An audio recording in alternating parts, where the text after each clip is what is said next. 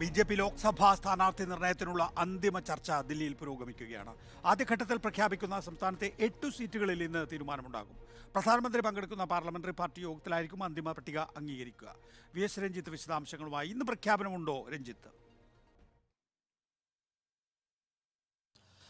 ഇന്ന് പ്രഖ്യാപനം ഉണ്ടാവാനുള്ള സാധ്യതയില്ല, പക്ഷേ ഇന്ന് തീരുമാനമുണ്ടാകും എന്നാണ് അറിയുന്നത്. കാരണം ആദ്യഘട്ടത്തിൽ ജെ.പി. നദ്ദയും അമിത്ഷായും ബി.എൽ. സന്തോഷും അടങ്ങുന്ന ഒരു ടീമുമായി സംസാരിക്കും. രണ്ടാം ഘട്ടത്തിൽ എല്ലാവരും ഒരുമിച്ച് പ്രധാനമന്ത്രി ഉൾപ്പെടെ പങ്കെടുക്കുന്ന പാർലമെന്ററി പാർട്ടി യോഗമുണ്ടാവും. ഇന്ന് 8 മണ്ഡലങ്ങളിലെ സീറ്റ് പട്ടികയുമായി വരാൻ വേണ്ടിയിട്ടാണ് ആവശ്യപ്പെട്ടിട്ടുള്ളത്. അതിൽ പ്രധാനമായും തിരുവനന്തപുരം, ആറ്റിങ്ങൽ, പത്തനംതിട്ട, തൃശ്ശൂർ, പാലക്കാട്, കോഴിക്കോട്, മലപ്പുറം, കാസർഗോഡ് ഈ 8 മണ്ഡലങ്ങളിലെ സീറ്റിൽ മാത്രമായിരിക്കും ഇന്ന് ധാരണ എന്നാണ് മനസ്സിലാക്കുന്നത്. ഈ 8 മണ്ഡലങ്ങളിലെ സ്ഥാനാർത്ഥി സാധ്യതകൾ പഠിച്ച് വരാൻ വേണ്ടിയിട്ടാണ് ആവശ്യപ്പെട്ടിട്ടുള്ളത്. അപ്പോൾ ആദ്യഘട്ട ചർച്ചയിൽ തന്നെ എല്ലാ ഈ പറയുന്ന ജയസാധ്യതയുള്ള ബി.ജെ.പി കണക്കാക്കുന്ന മണ്ഡലങ്ങളൊക്കെ ഇതിനകത്ത് ഉൾപ്പെടുന്നുണ്ടെന്നുള്ളതാണ്. പക്ഷേ ഈ മണ്ഡലങ്ങളിലെ സ്ഥാനാർത്ഥികളിൽ നമുക്കറിയാം തിരുവനന്തപുരത്തും പത്തനംതിട്ടയിലുമാണ് ഒരു സംശയം നിലനിൽക്കുന്നത്. കാരണം തിരുവനന്തപുരത്ത് രാജീവ് ചന്ദ്രശേഖർ ആയിരിക്കും എന്നുള്ള ഏകദേശ ധാരണയുണ്ടെങ്കിൽ പോലും ശോഭനയുടെ പേരുകൂടി ഈ പട്ടികയിൽ ഉൾപ്പെട്ടിട്ടുണ്ട്.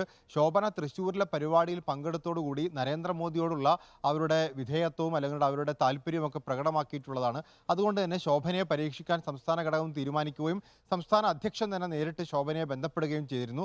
ആദ്യഘട്ടത്തിൽ അവർ അമേരിക്കയിലുള്ള സമയത്താണ് ബന്ധപ്പെടുന്നത്. അപ്പോൾ അവർ നാട്ടിലെത്തിയ ശേഷം തീരുമാനിക്കാമെന്ന് പറഞ്ഞു. പിന്നീട് അവർ അറിയിച്ചത് ക്യാമ്പയിന് വേണമെങ്കിൽ, പ്രചാരണത്തിന് വേണമെങ്കിൽ ഇറങ്ങാം, മത്സരിക്കാനില്ല എന്ന രീതിയിൽ തന്നെയാണ്. പക്ഷേ അപ്പോഴും പട്ടികയിൽ അവരുടെ പേര് നിലനിൽക്കുന്നു. പ്രധാനമന്ത്രി നേരിട്ട് ബന്ധപ്പെട്ടാൽ ഒരുപക്ഷെ ശോഭന മത്സരരംഗത്തേക്ക് ഇറങ്ങിയാക്കാമെന്നൊരു പ്രതീക്ഷ ബി.ജെ.പി സംസ്ഥാന ഘടകത്തിനുണ്ട്.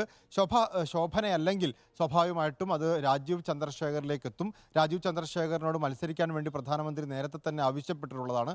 ഏതായാലും ഈ 2 പേരുകളാണ് നിലവിൽ തിരുവനന്തപുരത്തുള്ളത്. ഈ 2 പേരിൽ ആര് എന്നുള്ളതാണ് ഇന്ന് വൈകുന്നേരത്തോടുകൂടി തീരുമാനമാവേണ്ടത്. പത്തനംതിട്ടയെ സംബന്ധിച്ചിടത്തോളം ഈ പറഞ്ഞ പോലെ പി.സി. ജോർജിനാണ് ദേശീയ നേതൃത്വം ഒരു പരിഗണന കൊടുക്കുന്നത്, പ്രത്യേകിച്ച് ക്രിസ്ത്യൻ സ്ഥാനാർത്ഥി എന്ന രീതിയിൽ. മാത്രമല്ല ജനപക്ഷം ലയിച്ചോടുകൂടി തന്നെ പി.സി. ജോർജിന് ഒരു മേൽക്കൈ ലയിച്ചതോടുകൂടി തന്നെ പി.സി. ജോർജിന് മേൽക്കൈ പത്തനംതിട്ടയിലുണ്ട്.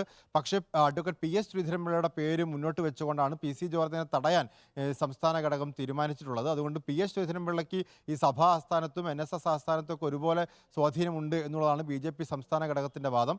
ഇത് ദേശീയ നേതൃത്വം അംഗീകരിക്കുമോ അല്ലെങ്കിൽ രണ്ടാമത്തെ പേരായ ശോഭാ സുരേന്ദ്രനിലേക്ക് എത്തുമോ എന്നുള്ള കാര്യം അറിയേണ്ടതുണ്ട്. തൃശ്ശൂരിൽ സുരേഷ് ഗോപിയാണ്, ആറ്റിങ്ങലിൽ വി മുരളീധരനാണ്, പാലക്കാട് സി കൃഷ്ണകുമാറാണ്, മലപ്പുറത്ത് അബ്ദുള്ള കുട്ടിയോ അല്ലെങ്കിൽ കാലിക്കറ്റ് സർവകലാശാലയുടെ മുൻ വി.സി. വിശദാംശങ്ങൾ നൽകുന്നത് ഇപ്പോൾ